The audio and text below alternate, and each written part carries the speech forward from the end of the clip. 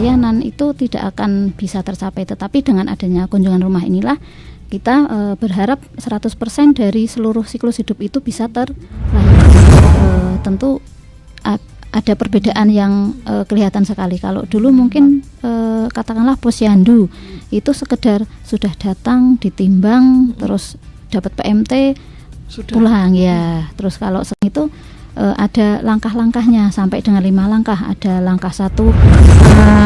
Diharapkan 270 juta penduduk Indonesia itu mendapatkan pelayanan kesehatan primer yang berkualitas.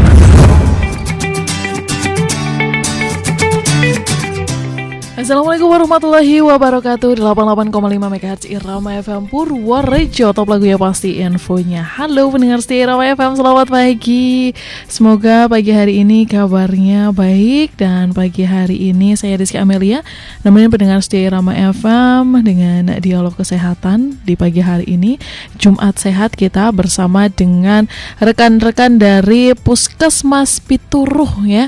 Kita sapa dulu, ada Bu Rina dan Bu Vika. Selamat pagi. Selamat pagi Mbak Amel dari Puskesmas Karanggetas Pituruh. Karanggetas berarti Pituruh ada 2. Oh ya. Ada 2. Ini perbatasan barat Purworejo ya. Betul. Paling ujung itulah kenapa mereka hadir ke sini. Salah satunya adalah untuk memberikan materi seputar ILP, integrasi layanan primer. Apa itu ILP dan bagaimana prosedurnya? Monggo buat pendengar setia Irama FM yang ingin bertanya boleh sekali melalui telepon di 02753214446 atau WhatsApp dan SMS-nya di 081392696815. Selama 30 menit ke depan kita akan ngobrol bersama Bu Vika dan Bu Rina. Pertama dulu nih, mungkin yang bisa dijelaskan oleh Mbak Vika atau Mbak Rina, boleh monggo terkait dengan ILP. Saya juga masih awam ini, masih asing dengan istilah tersebut karena kabarnya baru dimulai 2024. Iya, betul sekali. Oke, Mbak Vika monggo dijelaskan dulu deh, boleh. Iya, jadi untuk Bapak Ibu mungkin pernah mendengar istilah ILP atau klaster ketika berkunjung ke puskesmas atau kegiatan pelayanan kesehatan di desa atau di posyandu nih Mbak ya. Jadi ILP ini adalah singkatan dari integrasi layanan primer. Ini tengah menjadi topik yang sering dibahas ya. ILP ini merupakan salah satu dari 6 pilar transformasi di bidang kesehatan di Indonesia, di mana mulai diterapkan di puskesmas dan pelayanan kesehatan itu memang dari 2024. Hingga saat ini untuk di wilayah Puskesmas Karanggetas sendiri sudah ada 5 desa yang berjalan ILP dari 24 desa di wilayah Puskesmas Karanggetas. Nah, untuk ILP ini menurut keputusan Menteri Kesehatan RI nomor 2015 tahun 2023, ILP ini adalah sebuah upaya untuk menata dan mengkoordinasikan berbagai pelayanan kesehatan di sektor primer dengan fokus pada pemenuhan kebutuhan pelayanan kesehatan berdasarkan siklus hidup bagi perseorangan ya, jadi dari keluarga dan masyarakat. Kemudian ILP ini dilaksanakan sepanjang proses, jadi seluruh siklus hidup. Siklus hidup itu mulai dari janin, lahir, kemudian remaja, setelah remaja dewasa, kemudian lansia, itu semuanya harus terlayani kesehatannya. Jadi kalau sebelumnya mungkin di pelayanan ketika Mbak Amel berkunjung ke puskesmas ada layanannya per poli, ada poli gigi, poli KIA, seperti itu ya. Nah untuk sekarang berganti setelah launching ILP, berganti menjadi klaster. Jadi nanti kalau Mbak Amel mungkin periksa kesehatan di puskesmas, misal sakit demam seperti itu nanti masuknya bukan di poli umum lagi, tapi masuknya per siklus usia. Jadi sesuai dengan usia dari Mbak Amel. Kemudian pelayanan yang di desa ini juga nanti posyandu itu menjadi posyandu ILP ya. Kalau zaman dulu kan posyandu itu ada posyandu balita, kemudian posyandu lansia sendiri seperti itu. Jadi nanti kita fokusnya di satu posyandu ILP itu melayani semua siklus dari usia 0 sampai lansia seperti itu. Oke. Jadi sekarang terlayani semuanya dari mulai janin sampai dengan usia tua. Nah, kita juga akan geser nih ke Bu Rina. Ini salah satu, kalau tadi Mbak Vika berperan sebagai promosi kesehatan. Jadi di puskesmas ini juga mempromosikan terkait dengan kesehatannya. Kalau Bu Rina ini adalah bidan desa yang memang mengurusi pilot projectnya ILP ya Bu ya? Ya, untuk yang pertama kali di Puskesmas Karanggetas itu adalah kebetulan desa yang saya bina, itu Desa Wonoyoso. Oke, baik. Nah, ini latar belakang ILP sendiri itu apa, Bu Rina? Monggo boleh dijelaskan. Ya, yang melatar belakangi ILP ini ada beberapa hal nggih Mbak Amel, dan salah satunya yang pertama adalah kita melihat flashback ke belakang pada tahun 2020 sampai dengan 2022 ternyata dari 12 indikator SPM sebagai standar pelayanan minimal nggih, itu ternyata tidak ada yang memenuhi target 100%. Padahal dari 12 indikator itu diharapkan tadi nggih capainya itu 100%, dan itu tidak ada yang tercapai. Itu adalah tadi salah satu tadi menunjukkan bahwa layanan kesehatan dasar itu belum cukup kuat untuk menangani tadi masalah-masalah kesehatan yang masuk dalam SPM tadi. Itu yang pertama. Kemudian yang kedua, salah satunya adalah beban kesehatan yang masih tinggi, karena di sekitar kita itu masih banyak penyakit-penyakit yang memang membutuhkan biaya yang tinggi. Di antaranya ada jantung, ada kanker, ada stroke, dan juga gagal ginjal. Itu tadi yang membebani nggih, bahwa ini masih banyak sekali, dan mungkin semakin kesini semakin meningkat di kasus-kasus tersebut tadi. Terus kemudian yang ketiga adalah bahwa sebenarnya sebagian besar kematian di Indonesia dapat dicegah. Bukan berarti kalau meninggal itu takdir ya Mbak Mel, tapi menurut kita dari kesehatan bahwa ini di Indonesia itu mengalami perubahan penyakit sebagai penyebab kematian yang tertinggi. Salah satunya adalah darah tinggi dan juga diabetes mellitus atau penyakit gula biasanya. Itu pergerasan penyakit di Indonesia itu tadi salah tiganya, 1, 2, 3 yang mungkin melatar belakangi adanya ILP di Indonesia itu Mbak Mel. Oke, baik. Jadi memang ada pergeseran gitu ya. Ya, pergeseran penyakit dari tadinya yang menular sekarang lebih ke penyakit karena pola hidup. Ya, pola hidup itu. Berarti mulai tidak baik ya sebenarnya pola hidup kita di Indonesia gitu ya. Ya, karena dilihat dari penyakit yang ada ternyata sekarang lebih ke tadi antara gula dan juga darah tinggi, karena itu sekarang tidak hanya menyebabkan di usia lansia saja, tapi sekarang di usia anak-anak kita sudah mendengar berita ada anak TK sampai terkena gula karena makan makanan yang instan dan sebagainya, itu yang banyak mengandung gula, itu juga sudah terjadi di Indonesia itu. Wow, baik. Jadi itu tadi kenapa ILP ini digencarkan sekali mulai 2024 lalu gitu ya. Ada pergeseran dari penyebab kematian utama di Indonesia gitu ya. Nah, terkait dengan mekanismenya Mbak Vika, mekanisme pelaksanaan ILP sendiri itu gimana, mekanisme prosedurnya, kemudian tahapan-tahapannya, terutama di puskesmas ya, yang puskesmas hanya 2 gitu ya di satu kecamatan, harus memegang masyarakat yang begitu banyak dari mulai usia anak, remaja, dewasa, bahkan lansia. Itu gimana prosedur dan mekanismenya? Iya, jadi untuk ILP ini sendiri untuk pelaksanaannya itu memang ada 2 bagian. Jadi di bagian puskesmas nanti tersendiri ada pelaksanaannya, kemudian di desa itu juga ada pelaksanaan ILP tersendiri. Jadi untuk yang di puskesmas itu nanti kan dibagi per klaster-klaster seperti itu. Kalau di yang klaster 1, jadi ada 5 klaster di puskesmas nanti. Kalau klaster 1 itu nanti yang mengurusi di manajemen seperti perizinan, tata usaha. Kemudian kalau yang di klaster 2 itu yang masuk nanti ibu dan anak. Ya. KIA ya. Okay. Jadi klaster 3 itu nanti USPRO. USPRO itu usia produktif dan lansia. Kemudian yang menarik ini di sini yang klaster 4 yang sebelumnya tidak ada di pelayanan yang puskesmas sebelumnya, itu ada penanggulangan penyakit menular. Ya, jadi nanti untuk menghentikan penyakit menular itu ada 2 petugas nanti yang standby di situ. Itu ada surveillance ini adalah petugas yang perjalanan penyakit. Ya, jadi untuk khusus meneliti gitu perjalanan penyakit, nanti misal DBD perjalanannya riwayatnya seperti apa, nanti ada kunjungan ke rumah juga, terus juga nanti ada pengawasan kualitas lingkungan ya. Jadi di klaster yang menarik di sini di klaster 4 bedanya. Paling sibuk ini. Iya, ada surveillance dan lingkungan nanti di situ. Ya, kemudian nanti yang kalau misal ada kasus kayak misal kasus kek itu kurang energi kronis ya, mungkin terus ada cakupan imunisasi rendah, itu nanti kita komunikasikan ke desa untuk selanjutnya di desa itu diberikan pelayanan kesehatan yang di desa. Nah, ini untuk mekanisme pelaksanaan di desa. Mungkin Bu Rina yang sudah pelaksanaan di lapangan mungkin bisa dijelaskan sama Bu Rina. Boleh Bu Rina. Kalau tadi udah di puskesmas ada 4 klaster, sekarang kita beralih ke desa yang sudah ada pilot projectnya langsung, Bu Rina.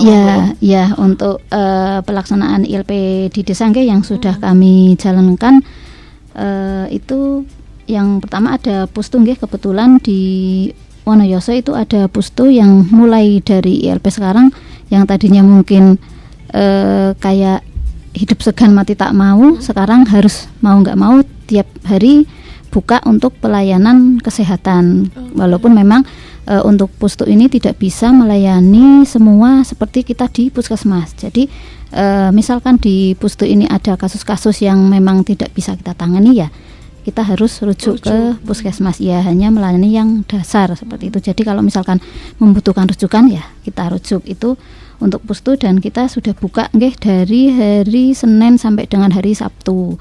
Kemudian di samping ada pustu juga kita ada melaksanakan posyandu. Posyandu ini juga sama yang disampaikan tadi Mbak Vika, bahwa posyandu ini adalah melayani seluruh siklus hidup, di mana semua siklus hidup itu kita layani di posyandu. Walaupun tadi misalkan kalau di posyandu harapan kita 100% pada kegiatan ILP ini, kalaupun nanti kadang-kadang ada yang terutama untuk usia yang produktif itu kadang-kadang susah, karena kita menyadari kalau usia produktif itu pada saat kita kegiatan mereka sedang juga bekerja. Betul. Nah, itu salah satu kesulitan kami memang seperti itu, dan itu kita kita antisipasi atau kita lakukan kegiatan yaitu dengan kunjungan rumah. Jadi kita melakukan kunjungan rumah supaya supaya semua memang betul-betul bisa terscreening di seluruh siklus hidup. Ataupun misalkan ada mungkin lansia yang sudah tidak bisa bed rest, nah, kita juga melakukan kunjungan rumah. Kalau kita hanya mengandalkan datang ke pelayanan itu tidak akan bisa tercapai. Tetapi dengan adanya kunjungan rumah inilah kita berharap 100% dari seluruh siklus hidup itu bisa terlayani. Itu seperti itu. Jadi ada pustu dan posyandu. Jadi pustu dan posyandu. Tapi seperti yang kita tahu kalau posyandu kan sudah berjalan ya, posyandu balita, posyandu lansia, di mana kita tahu kader-kadernya juga mulai sekarang sudah mulai tambah sepuh-sepuh. Ya. Pengkaderan untuk yang muda-muda itu ya, pasti yang muda sudah biasanya merantau. Di desa sudah yang tinggal udah itu saja gitu. Ditambah tadi disampaikan Bu Rina adalah usia produktif, mereka pasti sudah bekerja. Kalaupun tidak merantau pun tidak di rumah. Ketika kegiatan pun sudah tidak ada. Ketika kegiatan berjalan itu memang tidak di rumah biasanya. Lah bagaimana untuk Mbak Vika selaku Promkes gitu ya, khususnya kemudian mempersiapkan pelaksanaan ILP kepada kader posyandu, promosikannya, tambah menjelaskannya, itu PR sekali pastinya. Gimana Mbak Vika? Iya betul. Jadi untuk di sini tugas dari Promkes kan itu memang pemberdayaan melalui kader posyandu ya. Jadi untuk persiapan ILP ini nanti kami ada istilahnya bukan merekrut kader baru sehingga jadi kader yang lama tadi itu nanti akan ada pelatihan tersendiri, dan pelatihannya itu meliputi ada 25 keterampilan dasar kesehatan ya. Banyak. Jadi ini pusing juga Bu kadernya karena ada 25 keterampilan yang harus dikuasai oleh Bu kadernya. Nanti itu ada tingkatan-tingkatan juga. Jadi nanti Bu kader menguasainya poin yang mana. Jadi kita ada 5 poin. 5 poin yang wajib dikuasai oleh Bu kader ya. Jadi itu yang pertama biasanya ditandai dengan PIN ungu ya. PIN ungu itu nanti ada, kalau ungu itu keterampilan pengelolaan posyandu ya. Kemudian kalau biru, PIN biru itu keterampilan bayi dan balita. Kemudian PIN merah itu terkait dengan ibu hamil dan menyusui. Kemudian hijau, PIN hijau itu nanti untuk usia sekolah dan juga remaja. Kemudian yang PIN kuning nanti itu untuk USPRO, usia produktif dan lansia. Nanti dapat PIN kader, kemudian sebenarnya nggak harus menguasai semuanya ya, bertahap menguasainya nggak apa-apa, karena nanti kita ada tingkatan kader itu ada purwa, kemudian madya dan juga utama. Jadi tergantung nanti mana yang dikuasai oleh Bu Kader, seperti itu. Oke, ini sudah berlangsung lama atau belum Mbak Vika, atau memang baru proses mau menuju Jadi penambahan? untuk prosesnya itu memang dimulai dari 2024. Itu pilot project yang pertama itu di Desa Wonoyoso sudah dilatih 25 keterampilan kader. Kemudian di 2025 kami dari Puskesmas Karanggetas di Januari kemarin sudah melatih di 4 desa. Ya, jadi total ada 5 desa yang sudah pelatihan kader kemudian menerapkan ILP ini. Jadi memang bertahap, nggak bisa langsung semuanya 24 desa kami latih semuanya begitu. Oke, jadi sudah berproses ya dari sekarang, kadernya juga sudah dilatih perlahan. Jadi jangan khawatir lagi untuk masyarakat kadang mau ngapain sih posyandu gitu kan. Mereka kadang sudah males dulu, sudah ogah-ogahan dulu gitu ya. Jadi itu juga informasi buat masyarakat nih. Kadernya pun dibina, kadernya pun juga dilatih. Dan nggak cuma 1 hari. Berapa hari? Bisa sampai 3 hari baru selesai keterampilan 25 ini. 3 hari bahkan sampai selesai. Bahkan banyak yang posyandu kan dipisah ya kalau sekarang. Saya nggak tahu kalau besok. Kalau sekarang kan lansia sendiri, balita juga sendiri gitu ya. Jadi kalau ILP itu jadi satu kesatuan. Kalau bisa sih 1 hari selesai semuanya. Wah. Dari usia 0 sampai akhir. Nah, itu ya, yang tapi PR. karena PR ya, jadi memang ya tetap per jadwal seperti itu, bisa ada pilihan per jadwal. Baik, jadi buat pendengar si Rama FM yang masih ragu-ragu untuk datang ke posyandu gitu ya, baik itu posyandu balita dan lansia, monggo nih, karena sudah dilatih langsung oleh ahlinya, jadi kita bisa percaya karena terstruktur juga ya Mbak Vika. Betul, Mbak Jadi Amel. dari kader pun tidak mengambil keputusan sendiri, langsung Tetap berhubungan ada koordinasi dengan puskesmas. Oke, begitu. Ini mungkin juga butuh sharing dari Bu Rina yang sudah jalan. Tadi disampaikan Mbak Vika sudah dilatih bahkan sampai 3 hari. Waduh, lama sekali itu.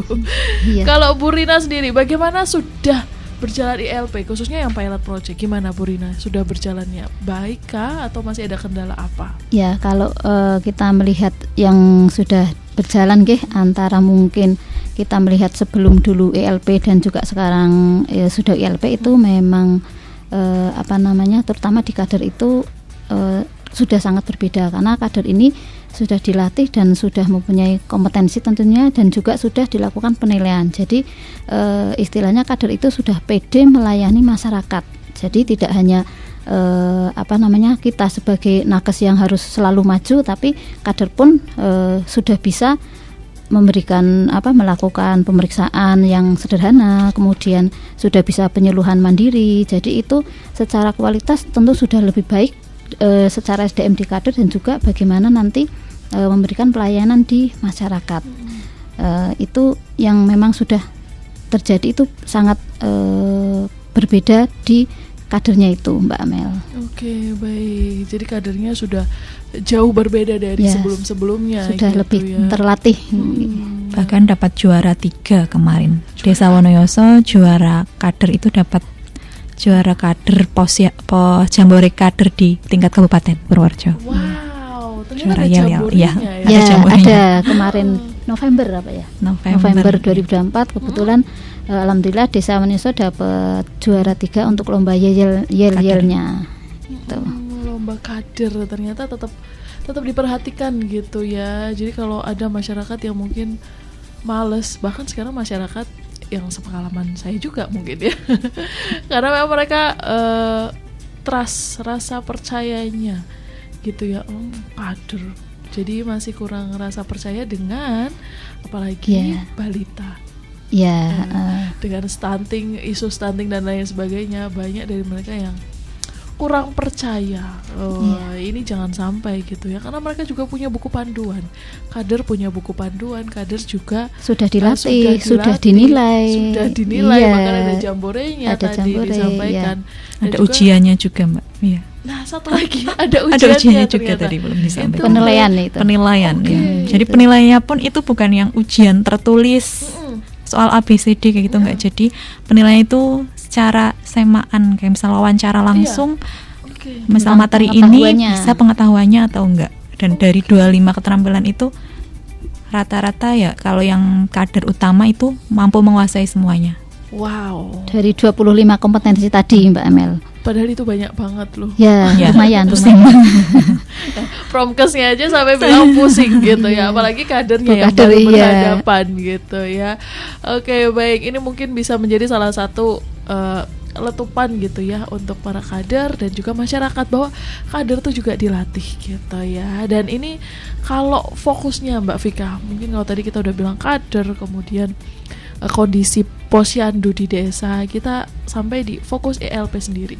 Itu kan siklus hidup ya, sampai dengan pemantauan wilayah. Nah, ini fokusnya ada apa? Pasti kan tidak mungkin kayak tadi disampaikan Mbak Vika, nyicil dulu 1 desa dulu, 5 desa dulu, nggak mungkin 24-nya langsung. Pasti nanti turun lagi, kualitasnya pasti turun lagi. Nah, ini fokusnya ada di fokus apa dulu nih Mbak Vika untuk ELP di ya minimal mungkin tahun 2025 ini dulu.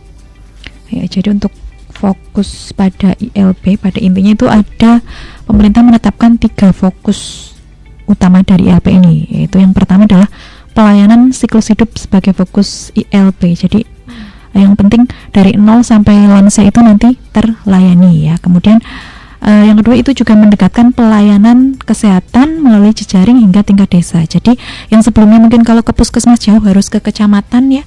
Jadi nanti di desa ini sudah ada pustu. Bagi yang sudah pelaksanaan ILP, nanti masing-masing desanya sudah ada pustu. Jadi kalau mau periksa kesehatan lebih dekat ya. Kemudian yang ketiga adalah memperkuat pemantauan wilayah setempat itu melalui PWS. PWS ini lebih ke aplikasi. Jadi nanti Bu Kader itu juga melaporkan data melalui aplikasi sehingga bisa langsung terpantau ke puskesmas seperti itu. Jadi untuk di Indonesia sendiri itu memang dari pemerintah diharapkan 270 juta penduduk Indonesia itu mendapatkan pelayanan kesehatan primer yang berkualitas ya. Kemudian 300.000 unit penyedia pelayanan kesehatan primer dengan fasilitas SDM yang terstandarisasi tadi diantaranya dengan kader, pelatihan kader, kemudian 100% wilayah dan kondisi kesehatan penduduk termonitor secara berkala. Jadi karena nanti sudah ada aplikasinya, jadi lebih mudah untuk termonitor seperti itu. Oke, baik. Ini juga sudah mulai merambah ke digital gitu ya Mbak Vika ya. Jadi Iya, memang betul. tidak hanya dengan masyarakatnya, tapi ya wes semuanya dikuasai dari mulai tadi pelatihan SDM-nya gitu berarti ya Mbak Iya. Vika ya. Kemudian juga digitalnya sudah langsung terhubung dengan puskesmas. Jadi monggo, ini kalau sekarang kan yang punya balita itu kan udah milenial. Ya Mbak Iya. Vika ya. Malah Gen Z. Gen Z udah ada. Mereka tuh jauh lebih vokal sekarang. Bahkan banyak yang gampang protes. Sosial media apalagi dengan Ya, sekarang cepet banget tau Bu. Ya, Pasti iya, yang sudah pilot betul. project banyak Ya, sekali pengalaman-pengalamannya Bu Rina. Boleh di-sharing satu sebelum kita closing Bu Rina? Iya. Kendalanya untuk menerapkan ILP khususnya Ya, di kalau desa. di awal-awal itu kita memang beradaptasi nggih dari sebelum ILP dan sudah ILP karena tentu ada perbedaan yang kelihatan sekali. Kalau dulu mungkin katakanlah posyandu itu sekedar sudah datang ditimbang terus dapat PMT Sudah. pulang ya. Terus kalau itu ada langkah-langkahnya sampai dengan 5 langkah. Ada langkah 1 pendaftaran, kemudian bergeser di langkah 2 ada penimbangan dan pengukuran tinggi badan berat badan, kemudian langkah 3 ada plottingnya, ada plotting dihitung oh ini anak ini A misalnya gizinya sesuai, atau mungkin anak A ini ternyata stunting, atau anak A ini ternyata gizinya kurus antara berat badan dan tinggi badannya itu kurang. Kemudian bergeser lagi di di langkah 4 ada pelayanan kesehatan. Kalau di situ ada imunisasi, bisa dilaksanakan imunisasi, atau kalau tidak biasanya kita di pustu nggih pelayanan kesehatannya. Kemudian ada langkah yang kelima adalah penyuluhan. Nah, itu langkah-langkah itu yang tadinya hanya datang mungkin cukup satu ibu itu pelayanan hanya 3-4 menit, sekarang mungkin menambah waktu. Tetapi dengan adanya ILP ini tentu masyarakat akan lebih tahu tentang bagaimana kesehatan putranya. Kalau dulu sudah ditimbang sudah tidak tahu anak saya di gizi kurang atau normal atau apa. Kalau sekarang sudah lebih perdalam lagi, ibu ini nanti yang di meja di langkah 5 diterangkan, oh anak ibu seperti ini. Jadi agar lebih tahu, lebih aware dengan anak-anaknya, mulai dari kita perhatikan dari gizinya, kemudian imunisasinya kurang apa. Kadang-kadang ada ibu yang nggak ngeh, ternyata anaknya telat juga, mungkin tidak menyampaikan ternyata ini sudah telat imunisasinya, kita sampaikan seperti itu. Jadi demikian juga yang lansia. Nah, lansia ini khususnya kalau lansia itu kan sudah sepuh nggih. Jadi kadang-kadang awal-awalnya itu protes, lama banget seperti itu. Kok lama banget dari geser. Tapi setelah pelaksanaan ya alhamdulillah sudah beradaptasi, sudah tidak ada istilahnya protes. Tadinya kok lama. Sekarang mereka sudah menikmati. Jadi untuk bergeser untuk kegiatan ini sudah tahu seperti itu. Kalau awal-awal ya banyak yang protes seperti itu. Tapi dengan adanya memang harus seperti ini pelaksanaan, sudah dengan harapan yang lebih baik lagi, akhirnya bisa, sudah terbiasa itu. Oke, jadi makin lengkap ya. Kalau misalnya anaknya kurang gizi, mohon maaf mungkin stunting atau stunted, ada di langkah 5 tadi Bu Rina menyampaikan. Iya, ada di sampaikan penyuluhan dan juga disampaikan kalau dulu langkahnya gimana gitu ya. Iya, seperti apa nanti. Dikasih makan apa? Ya, atau harus stimulasi apa gitu ya. Oke. Terima kasih Bu Rina, mungkin juga tadi Bu Rina menyampaikan kendalanya dan juga programnya di Mbak Vika nih. Karena yang puskesmas kan Mbak Vika yang megang ya. Harapannya untuk juga supaya pelaksanaan ini bisa berjalan dengan lancar. Monggo Mbak. Iya, jadi memang harapannya terhadap pelaksanaan ILP ini diharapkan dapat mencakup peningkatan akses dan kualitas pelayanan kesehatan primer ya, yang di puskesmas ya, terutama bagi masyarakat yang di desa. Kemudian penguatan upaya promotif dan preventif. Jadi pencegahan, lebih ke pencegahan ya, karena banyak screening kesehatan. Jadi diharapkan masyarakat lebih baik mencegah daripada mengobati tadi ya.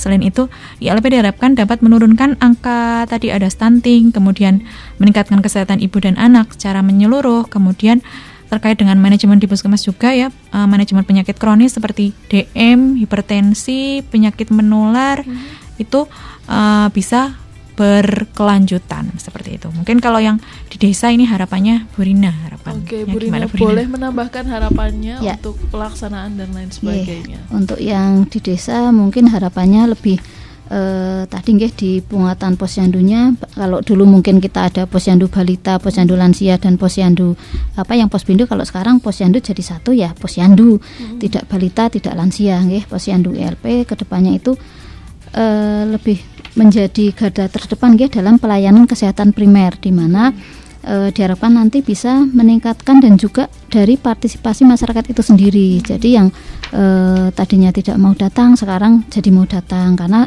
kadernya sudah berkualitas seperti itu, dan pelayanan juga kita sudah mendekatkan dengan adanya tadi kalau ada apa-apa kita rujuk ke pustu, jadi tidak semuanya ke puskesmas seperti itu. Kemudian yang dari lintas sektor terutama kalau lintas sektor ini karena menyangkut beberapa sektor nggak hanya dari puskesmas tetapi juga termasuk tadi ada pemerintah desa, di mana pemerintah desa inilah yang tentang anggaran Mbak Amel untuk kegiatan, untuk kadernya yang sudah pinter-pinter ini. Jadi kan ada perubahan, kalau dulu kader mungkin hanya sebatas bisa A saja, sekarang sudah A, B, C, D. Tidak ada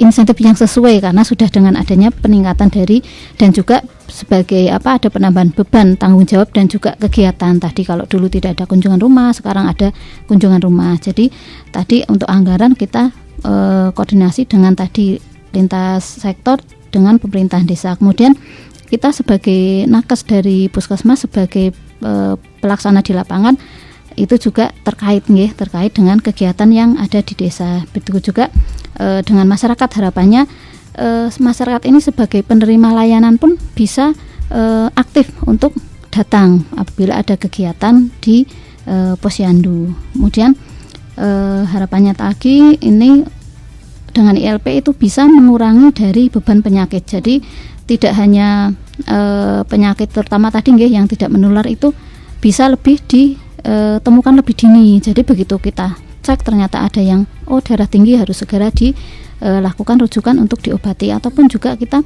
menemukan gulanya tinggi, itu juga bisa dilakukan pengobatan lebih dini, tidak setelah mungkin terlambat seperti itu, baru ketahuan ternyata sudah sakit lama, baru ketahuan ternyata ini gula. Jadi dengan adanya ILP ini diharapkan lebih awal lagi pengobatannya atau lebih dini. Kemudian untuk harapannya untuk masyarakat ini adalah supaya bisa lagi meningkatkan perannya untuk bisa datang ke posyandu, dan juga untuk meningkatkan kesehatan secara menyeluruh. Itu harapannya. Jadi semua masyarakat sudah terlayani dari seluruh siklus hidupnya, terlayani dengan baik. Oke, baik, terima kasih Mbak Vika. Terima kasih juga Mbak Rina. Ini nampaknya sudah lebih 30 menit. Seru sekali obrolan kita. Tadi disampaikan, semoga tadi harapannya juga bisa terwujud untuk masyarakat. Jangan lupa untuk lebih sadar gitu ya, jangan malas untuk datang ke posyandu. Dan juga lintas sektor tadi disampaikan Bu Rina, semoga ada anggaran untuk rekan-rekan kader gitu ya. Apalagi udah dilatih sama Mbak Vika, mosok ya Mbak yo. Udah capek-capek gitu ya. Semoga ada perhatian sedikit untuk para kader begitu ya. Terima kasih buat pendengar setia Irama FM, Mbak Rina, terima kasih, Mbak Vika, terima kasih kembali lagi. Semoga bisa jumpa lagi, dan semoga ini sampai kepada masyarakat, ilmunya sampai kepada masyarakat, informasinya, jadi masyarakat lebih aware, lebih perhatian lagi untuk kesehatannya dari siklus hidup dari janin hingga lansia. Saya Rizky Amelia bersama Mbak Rina dan Mbak Vika pamit undur diri. Selamat pagi, selamat beraktivitas, dan sampai jumpa. Wassalamualaikum warahmatullahi wabarakatuh.